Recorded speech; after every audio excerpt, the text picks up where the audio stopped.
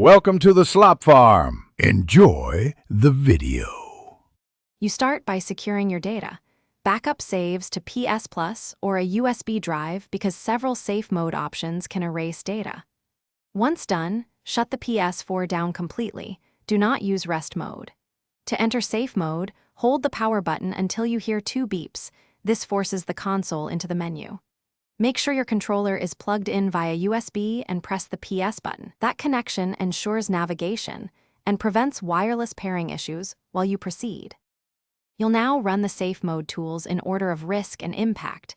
Start with Rebuild Database because it reorganizes files without deleting user data and often fixes glitches. If errors persist or the system won't boot, move to Initialize Ps4, which restores factory settings but removes accounts and trophies locally, so confirm your backup first. If system software is corrupt, you'll use the Reinstall System Software option. Download the latest Ps4 update to a FAT32 USB stick and follow the prompts. This replaces damaged firmware safely. You finish by rebooting the console normally and restoring saved data and network settings. Verify games and apps launch correctly.